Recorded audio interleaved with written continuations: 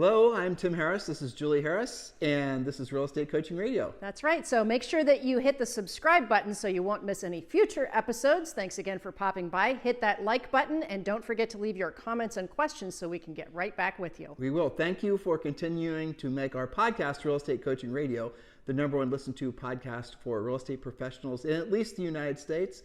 And let us know what you think about this video. Leave your comments below. Thank you.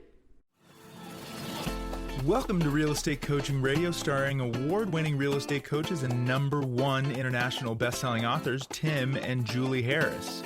This is the #1 daily radio show for realtors looking for a no BS, authentic, real-time coaching experience. What's really working in today's market, how to generate more leads, make more money, and have more time for what you love in your life. And now your hosts, Tim and Julie Harris.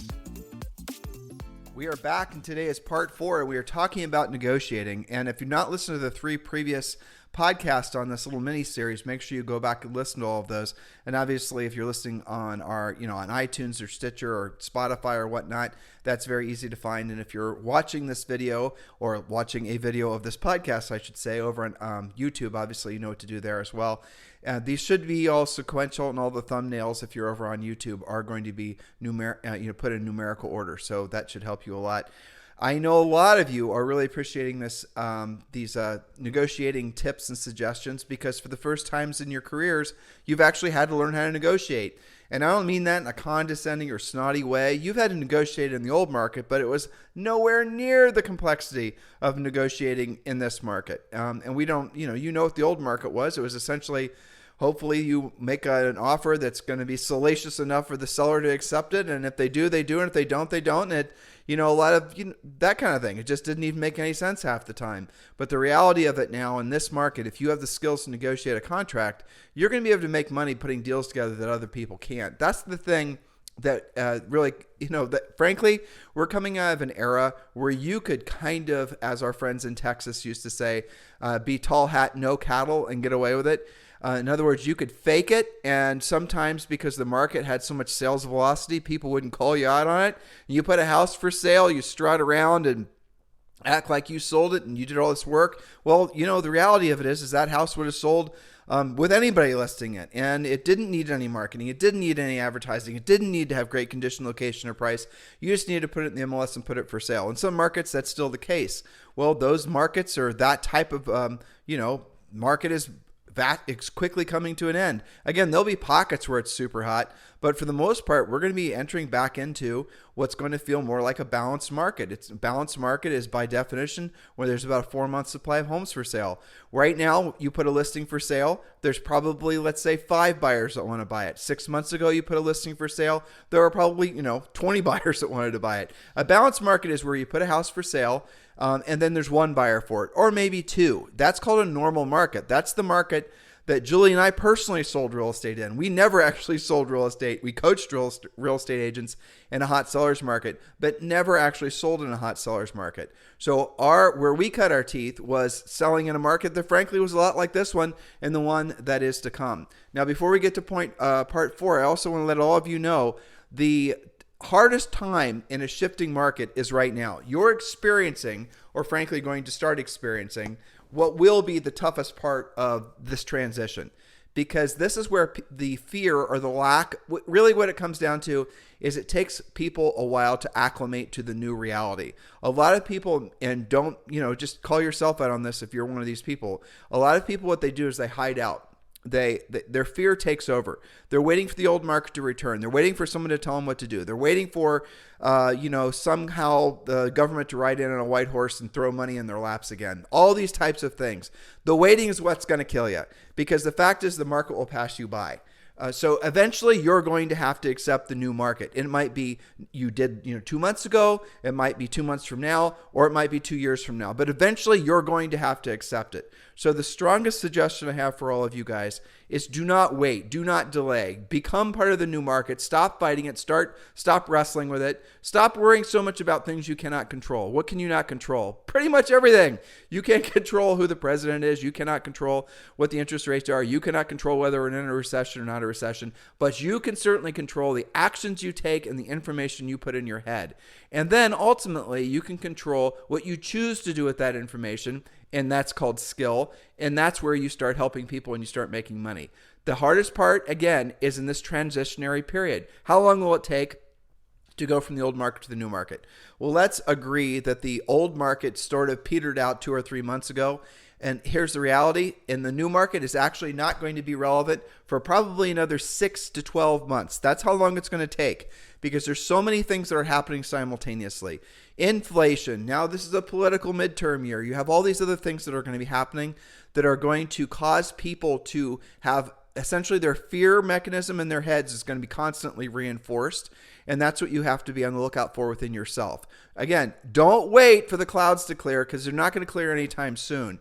Just buckle down, learn what you got to learn, take actions that you know you need to take, and then you'll find more opportunities everywhere because of this market. It's sort of a, overused saying, and we certainly overuse it too, that thrive because of this market. In other words, don't just survive this market, thrive because of this market. Well, what does that mean? You're going to learn how to do things that other people don't know how to do. You're going to help people that other people don't know how to help. And frankly, you're going to make the money that other people can't even imagine making because of this market. That's what a transitioning market is all about. So please take this very seriously. And if you're feeling fear, because certainly the last few news cycles have been full of fear, you need to disassociate with it. Remove yourself from it. Become media free. And I know that's super hard because everyone's talking about it. But step back and focus on what you can control. What you can control are the 3 to 5 things that we prescribe that you do every single day. And, they're very simple things. They're things that are going to put you into action, going to help you help other people, help you to, you're going to learn how to help other people, and you're going to make money. All the other things, the fluff, the normalized, branding and ego marketing and all this other marketing stuff, those are the things that you need to seriously shelve, because they're going to take too long to work if they ever worked at all. Get back into, frankly, the mode of learning how to have direct, normal conversations. And Julie, sorry, I just had this rant in my mind because I just had a coaching call with somebody, but I want to share with them. You were telling me last week about one of your personal coaching clients, and she went on a listing appointment on an expired listing, and the seller walked her over to the fireplace and... Yes, she had not been the only one that had that expired on their mind, but the expired said, let's take a look over at my fireplace. Do you know any of these people? To which she kind of had a little gasp. What do you mean? We're looking at your fireplace. And in the fireplace was a mountain of business cards and passively sent letters, postcards, and that sort of thing. And that expired said, you were the only one who called me and stopped by, and that's why I'm listing with you tonight. Who's that, by the way? Give her a call out. Paducah, Kentucky, right? No, I can't. It's been a week. It's been too many calls ago. It was either Tammy or it might have been one of my Susans. Well, you're listening. You know who you are. You know who you are. And nice job. I think it might have been Sue Erdman. And Julie told me your story, and hats off to you. But listen, let's say it was Sue, right? Yeah. Sue did what we asked her to do. Sue used our script. She actually called the seller, and she actually got the listing. And everyone else was doing all the passive stuff. Do you guys get it? Kindling. Exactly. Proactive is you go and you call the seller. Proactive is you have an actual conversation. Passive is you just mail them something, or you do something digital. That's passive. Proactive is going to get the business. When you are proactive, what impression does that leave on that seller versus if you're passive? Well, let's use the example of, the passive lead generators were tossed in the fireplace, right? And the proactive lead generator got the listing contract signed. That's the difference to what we're talking about. You have to acknowledge that 99.9% of you are passive lead generators. That's all you know how to do. You do not know how to, and again, I'm just being direct for the sake of brevity and the sake of time. You have to learn how to be proactive lead generator. You have to learn how to pre-qualify.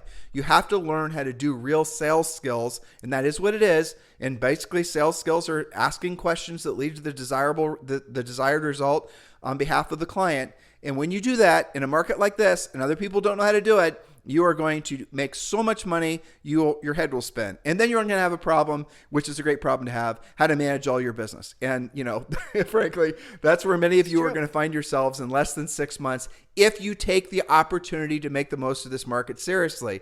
Don't hide out. Don't wait around. Things are just going to get more challenging for unskilled agents. And except the fact that vast majority of you are unskilled. And that's the reason that you're mailing crap to an expired versus actually picking up the phone, having a conversation, and getting the listing, because you don't know what to say or how to say it. And expireds are just an example. We teach you 20 different sources of lead generation when you're one of our Premier Coaching clients. So please do consider becoming a Premier Coaching client. And the easiest way for you to do that is text the word Premier to 47372. Text the word Premier to 47372, or just go to members.timandjulieharris.com. Members.timandjulieharris.com. We'll get you in position now to make the most of this market. And yes, this does include a daily semi-private coaching call with one of our Harris certified coaches. So text the word Premier to 47372, or just go to members.timandjulieharris.com. Julie, let's get back to part 4. Yes, speaking of sales skills, negotiating is one of those. So this is part 4 of our negotiating series, putting the deal together. Remember that the definition of negotiation is bringing 2 or more parties together to reach an acceptable outcome for all. So the following we'll go through fairly quickly. These are good guidelines and strategies to make sure you actually get the deal together. We talked about knowing about the subject property, knowing what the seller's priorities are, knowing what the buyer's priorities are, but today is overall getting the deal together. Point number 1, always advocate for your client. Remember your agency agreement and your fiduciary duty. 30% of the real estate exam was on ethics. The questions were all situational, testing on whose side you'd be on in negotiations or tough situations. So err on the side of your client always and keep yourself out of trouble. Your job is to be a skillful advocate. That's just kind of a mindset reminder. But also, when you're doing what's right for the client and reminding them of their own motivation, they're probably going to make the right decision to get themselves in contract. All right, point number 2, and this is one we haven't talked about in a long time. Point number 2, never reject an offer. Always, always counteroffer, even if it seems lowball or outrageous. Sometimes a buyer will come in low just to get the ball rolling, or a seller will counter at list price to show they're serious about price but willing to negotiate. Never let a deal die on your watch unless you find out the buyer is unqualified or the seller no longer wishes to sell. And again, that goes back to skill, because so many of you aren't going to know what it means to receive an offer that's significantly less than the list price. And you're going to have sellers that are going to be pissed off at you, sellers that are going to try to blame you, sellers that are going to basically have, turn in from the nice, sweetest person you've ever met in your life to a serial killer. And all that happens because they're under themselves a lot of fear. And now you combine that with the, realization that their house isn't worth what they thought it was worth. We can't go over all the techniques to basically calm the seller's nerves, but there is a lot of psychology that's going to be involved in a market like this. Mindset is a lot of people like to refer to it as your mindset primarily, and then you're going to have to learn how to have good bedside manner and have masterful mindset, techniques working with your prospective clients. Oh, and also the co-ops. Everybody now is going to be feeling a lot of, misdirected fear, not knowing what to do. Again, this is the hard part of a transitioning market. It can last months, usually 4 to 6 months. That we've dealt with this in our own, business and our own professional lives in the past 30 years. We've gone through similar things like this with our coaching clients and in our own businesses at least 3 or 4 times. And it always is like that. I remember very clearly after September 11th, everyone was like, what the hell's going to happen in the market? And sure enough, the market basically took a pause in a meaningful way for like 90 days, and then it came roaring back. You guys remember COVID. Market took a pause, and then a meaningful way, and then it came roaring back. All of that is normal human behavior. But the one thing that's amazing about humans is we're highly adaptable. We can adapt to change incredibly fast. We just have to go through the process of grieving for the old market as we welcome in the new market. That's what's happening now. See yourself being done with that process so you can be ahead of the curve and you can be more competitive in your marketplace. Point number 3, and we'll do this quickly because we've touched on it previously, and then we'll get to number 4. Point number 3, recognize that price is not the most important item for many clients. A client who gets their closing and possession dates without having to move twice may be more flexible on price than you think. A buyer who finds their dream home may suddenly be okay paying a little bit over list price to get it. Following our pre-negotiation checklists, we'll sort all of this out and give you some negotiating tactics other than price. And by the way, pre-negotiating checklists are on the level that you get the second you enroll in Premier Coaching. And that is completely free. So text the word Premier to 47372 or just go to members.timandjulieharris.com. Julie, point number 4. Point number 4, this is a fun one. Emotions and logic. Use your comparable sales, your buyer or seller net sheets, facts about days on the market, and list to sell price ratio, but don't forget emotions. Toggle back and forth to help your client make the best decision possible. What will it feel like not to have to clean before 10 more showings? What will it feel like to be moved in before the holidays? What would happen if we accepted this offer and were closed by the end of next month? But you cannot do it. Again, these are all scripts and techniques that we explained to you guys in great detail how to do in Premier Coaching. Actually, I have to say, Julie, those the price reduction scripts, I bet you that section in Premier Coaching hasn't been open in like 10 years by anybody other than you. Right, I know. You know, it's so amazing to look back at some of those scripts that you and I that we've, frankly have evolved over the past 30 years.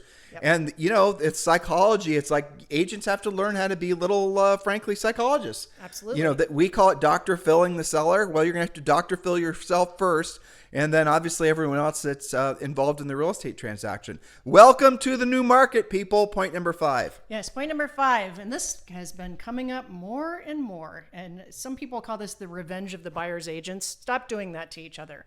Point number 5, practice professional courtesy. Don't be overly aggressive, abusive, or manipulative. You'll meet that agent again on the other side of a different deal. The seller might expire if it doesn't get sold. The buyer might take themselves out of the market and come back in 6 months.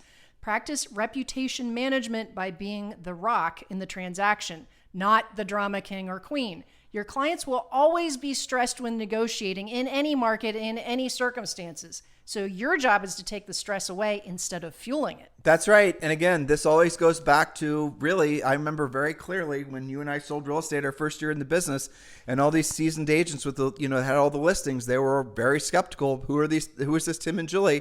And then we got great advice from our broker, Rory Averill, telling us how to manage ourselves professionally, and we did it. And what would happen is when we had a situation where one of our buyers wanted the property, and maybe there were some other offers that were coming in as well, because we had a good track record working with those listing agents, they would give it's just human nature. They're going to want to work with a person that's going to be the easiest to work with. They knew we'd have our buyers pre-qualified. They knew our buyers were motivated. They knew that if the buyer had any sort of bumps in the road, that we had the skill set to move them past that. Those are the types of things that you're going to have to earn the right to have the reputation in your marketplace of being someone that the other agents actually want to work with. And if you are some sort of, pushy person who thinks you're going to win them with your branding and your marketing and all that, and you're shocked and amazed that you never get any of your deals together, maybe it's because you haven't taken the time to earn, frankly, a good reputation with your fellow agents. I mean, that really is the bottom line.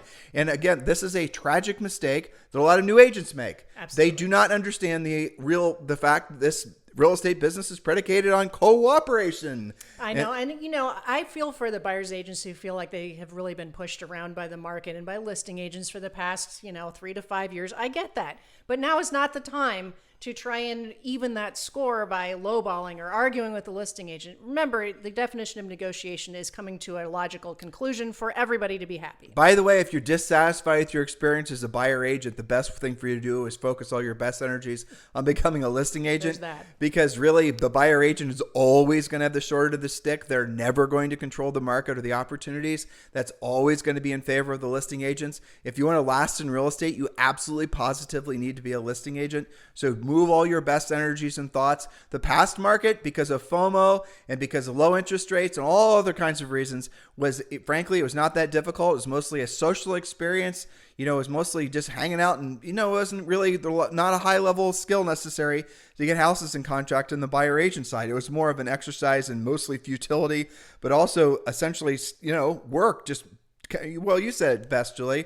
Working with sellers is mental labor. Working with buyers is physical labor. Well, if you want to make the most of this new market, there's going to be more opportunities on the listing side of the equation. We gave you an example of the agent that was willing to call the seller, have a conversation, and actually get the listing. The seller, you hopefully are understanding this, listed with the gal, not because she knew her previously. The lady hadn't built, this agent that got the listing. The seller probably didn't even hear of her until she actually picked up the phone. It was her skills that got the listing. It was her pre-listing pack that got the listing. It was her ability to pre-qualify that got the listing. But more than anything, it was because she showed up and asked for the business.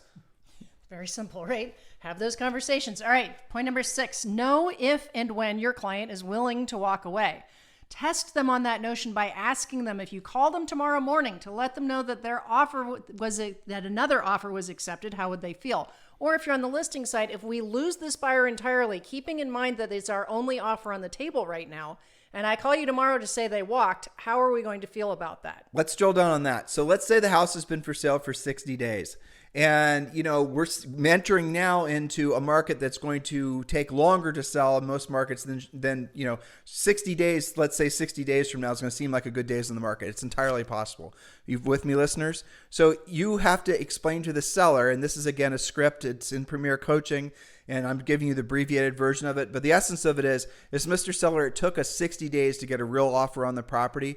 Are you willing to wait another 60 days, and what does that do to your plans? So if you had pre-qualified that seller and you know that they wanted to have the house, transaction done before the kids go back to school, well, that's not going to time out for them, and ask if their plans have changed. Remind them what they originally told you was their time frame. Oh, you don't know what their time frame was because you didn't pre-qualify them? This goes back to sales skills. You guys getting this? You can't just do one thing. We have a 7-step listing process. Do all 7 steps. Don't skip any steps. Learn how to be a professional, and you will get consistent professional results.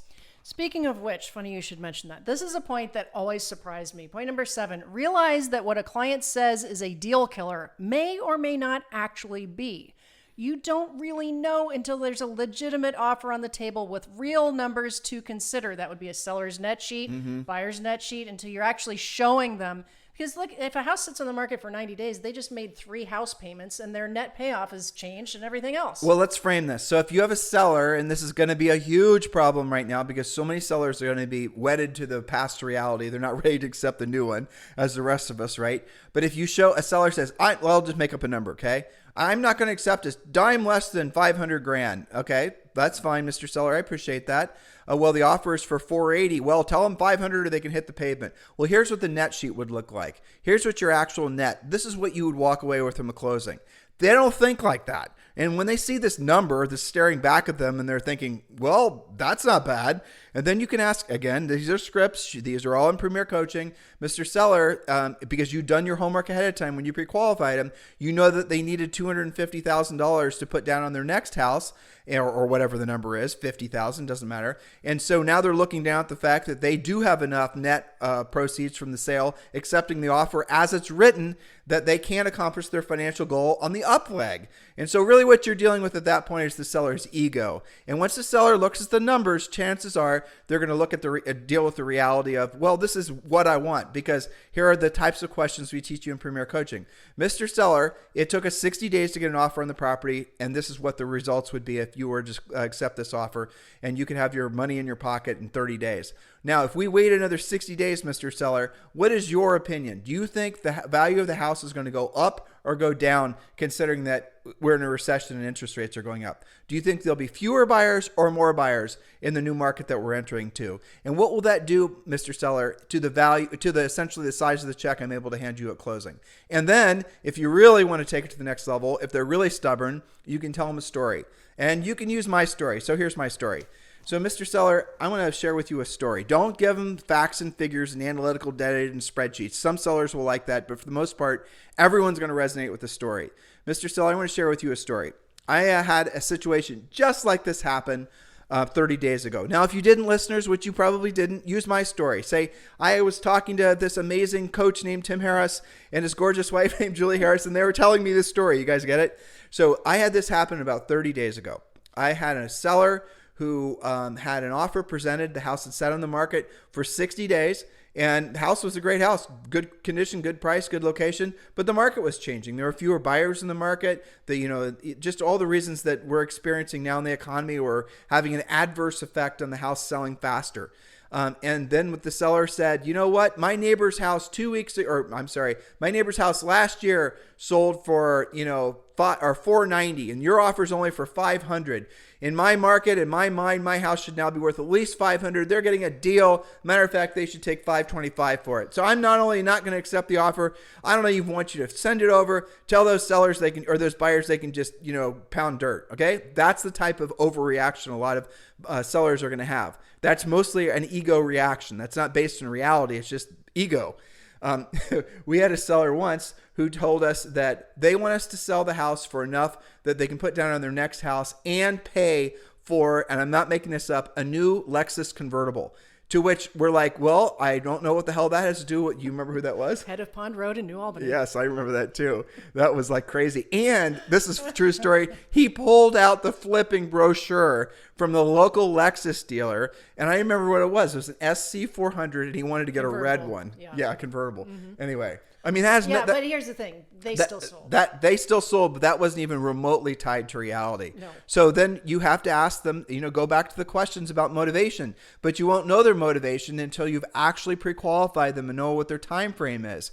And so you tell them a story. So Mr. Seller, I was in having a conversation exactly like this, maybe 2 months ago. Similar situation, similar price range.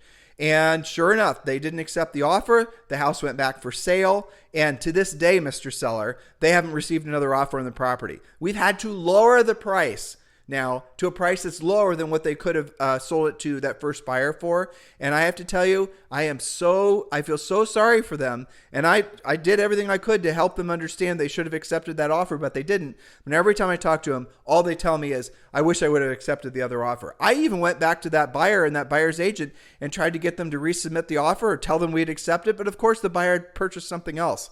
I don't want you to be in that same situation. I don't want you to look back at this and feel regretful that you didn't take it. So here's your net sheet. Here's how the numbers work. You guys get it? That's a little Dr. Phil mixed with a little net sheet analytical approach. And some scripting. Exactly. That's how you have to get when you are going to succeed in this market. And all of you guys can do it. It's not that hard. And frankly, it's kind of fun. Honestly, it requires a higher skill set, a different approach. But for many of you, it's going to be a massive relief. You're not going to, the idea that you can make a bunch of TikTok videos and YouTube videos and all this other social marketing, branding, Mickey Mouse, and that's what it takes. And some of you, frankly, like my wife and I, you don't really like all of that stuff. It feels kind of manufactured, just to put it nicely, or, just not really in your personal wheelhouse, but you've been forcing yourself to do it. Well, now you are going to realize that in a real market, it's not going to be a beauty contest that's going to get you the business. It's going to be your skill set. You're not going to the idea of walking into a seller's house and trying to razzle dazzle them with all your, fake bot followers and your Instagram likes and all that and thinking guys, we actually have other quote unquote coaches and trainers that are teaching agents to try to win listings based on how many, followers they bought for their Instagram account. You guys know you can buy likes, comments, and followers for every single social media channel, but there's people out there that are trying to convince agents that's what sellers look for, and they're choosing agents based on essentially their number of likes on their latest YouTube video about what they had for lunch. Vanity metrics, right? Vanity metrics. I'm not making this up. That has never been true, and it's especially not true now. Hopefully, the bell is going off in your head. If you're serious about your business, I'm sure that it is. Next point. Next point is number 8. Be realistic based on market conditions. If your listing has been on the market for a month and still doesn't have an offer, meanwhile showings are slowing down, you might take your only offer more seriously. If your buyer hasn't seen a single home except this one that even meets their criteria, they need to offer something acceptable if they expect to actually buy the home. Now, here's the mistake that a lot of you will make. You are going to make the seller or the buyer believe that you're somehow going to be Mr. Negotiation, and you're going to somehow beat the seller up and get them to accept a lower than market price on the property. In other words, you kind of baited and switched that buyer to work with you by telling them that you're somehow going to be able to be do something that's frankly no seller's ever going to accept in a market like this. Be careful that you do not try to bait a buyer to work with you with the idea that you're going to get them some sort of smoking under market deal. It's not going to happen, so don't present it like that, because what will happen is when you don't, the buyer will fire you because they'll feel like you lied to them because you did. Point number 9. There you are. Okay, point number 9. When you're negotiating, consider the possibility of a secondary negotiation when the inspection happens. Maybe the seller will come down from the list price, but that's in exchange for no inspection remedies. Maybe the buyer pays 5% over list. They'll expect the seller to fix some things. The accepted price can affect the inspection scenario positively or negatively. That's great advice on the buyer side. Again, inspections are normal. Frankly, should have always been normal. The idea of removing an inspection from a house purchase has never seemed, that frankly has always seemed, wonky to me. Yep. But inspections are back in contracts. And the reality of it is you should not be using a home inspection as an opportunity to renegotiate the price, but you can use the inspection as an opportunity to get a lower price, especially for the things that weren't necessarily disclosed. Maybe the seller didn't know about the fact that furnace is about to give up the ghost and things like that. So you can essentially then get a lot of, price reductions maybe. The best way to do it, by the way, and Julie and I have done lots of coaching on this, and we have lots in Premier about this, is don't ask the seller to fix jack. Get the seller to essentially reduce the price or set aside money to fix whatever unsatisfactory conditions there are. Because frankly, the seller is going to find that much more agreeable because they're not going to have to screw around with getting stuff fixed, and won't slow the momentum of getting the house closed. Because if you're asking a roof to be fixed or something like that, and that's the thing that's standing in the way and it's supposed to close, but the whole deal is predicated on the seller getting the roof fixed and they haven't been able to get a roofer out there, you've just basically maybe blown your deal apart. So opposed to asking for the seller to make repairs, make sure that ask for the seller to set aside whatever the home inspector said the price of the needed repair might be, and just ask straight up for that money to be reduced from the purchase price. Or if the buyer's worried about their own ability to pay for the repairs themselves, seller has to set that aside. And then again, this goes to negotiating. The money will go into an account, and then the buyer will have a certain amount of time to get the repairs done. Might be 3 months, might be 2 months. And if they don't get it done in that time, the money goes back to the seller. Again, we talk about this in Premier Coaching. We're getting very advanced here. Okay. And that's okay. All right. So we've got point number 10. This is easy. Don't text your negotiations. They'll almost always be misconstrued and are not legally part of any contract. So don't do it. Easy enough. Point number 11. Don't speculate or make up stories about the buyer, seller, agent, or house. Operate from facts, not fiction. It's easy to make assumptions in the heat of battle, but they are rarely correct. Unless you've got a fact about something, don't go around guessing the age of a roof or something that you don't know anything about. It'll get you in trouble pretty much every time. You said age of the roof, but honestly, I was thinking about ghosts and haunted houses and more interesting things. But that is a very good point. Yeah. You are a real estate agent. Technically, if you read what your license says, it says your job is to, open the door and let the buyer see the house. How many of you are walking through the house acting like you're Bob Vila? Oh, and if you're younger than, say, 45, you don't know who the hell Bob Vila is. How many of you are walking into the house and acting like a home inspector, acting as a professional decorator? Oh, people work with me because I used to be a contractor, and I always look, if you're in a market with basements, I always look to see what the electrical box is and the age of the this and the age of the that. Don't do that. Just open the door and let the buyer make the decision. Don't start trying to do things that are outside the scope of your license because you can get sued. So, for example, you are Mr. Contractor. You might even have a contracting license. You then will trying to lure buyers to work with you because you are a Mr. Contractor /agent. You then tell the buyer advice about a particular house, or you don't. You're going to leave yourself liable for potentially being sued because you went outside the scope of what you're supposed to do as a licensee. So I'm going to say this again. Do not play lawyer. Do not play home inspector. Do not play appraiser. Do not play decorator. Do not do anything other than open the door, help the buyer make the decision, write the contract. Remember, I told you that. Yes, that's right. So point number 12, look for a solution, not for a fight.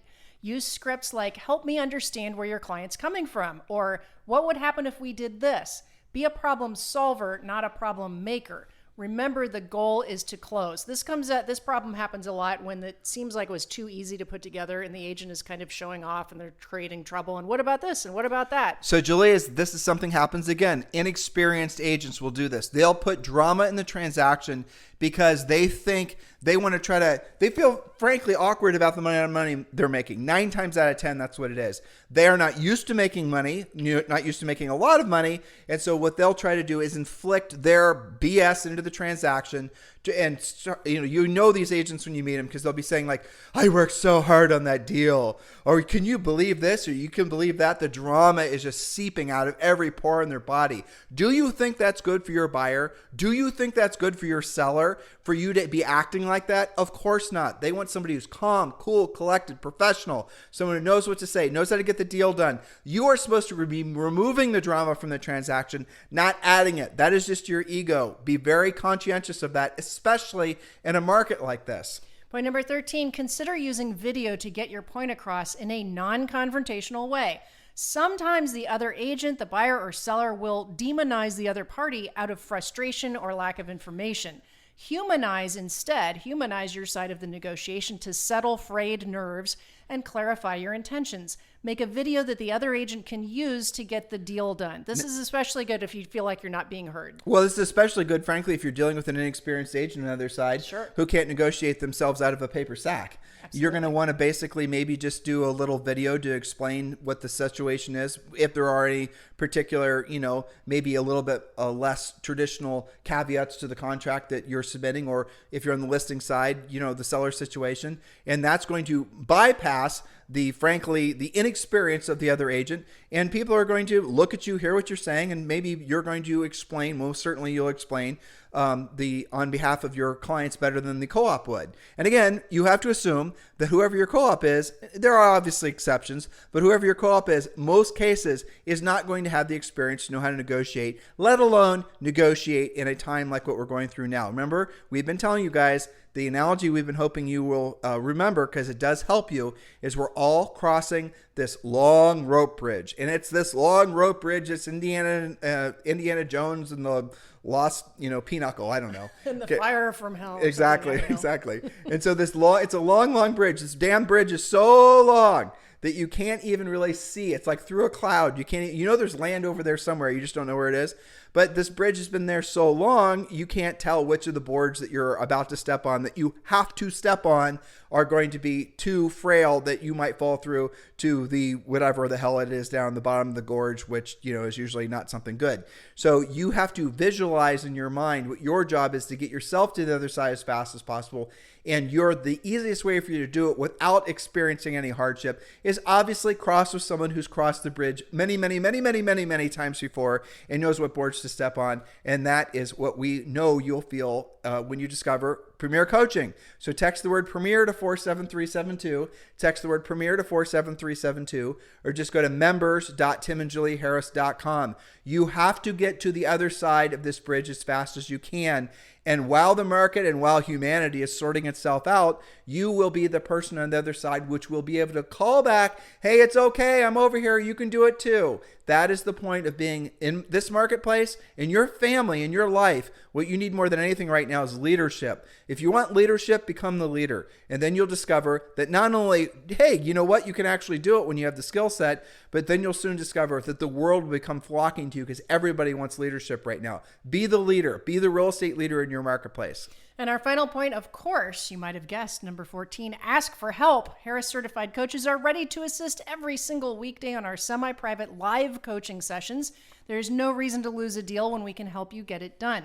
One of the most common things coming out right now is, I'm in this situation, how do I deal with it? The question was, how do contingencies work? There's all of this stuff is coming out in coaching. And of course, this series has been about negotiation. When you join Premier Coaching, you're going to get our pre-negotiation checklists. That's all included the second you join. So text the word Premier to 47372 or just go to members.timandjulieharris.com. Remember, when texting, message and data rates may apply. Have a fantastic day. We'll talk to you on the show tomorrow. Hello, thank you for having watched this video. Please remember to subscribe to our YouTube channel. That's right, and don't forget to hit that like button, leave your comments and questions below, and we will get right back with you. Thank you for watching this video, and remember to watch the next one. You're going to love that one.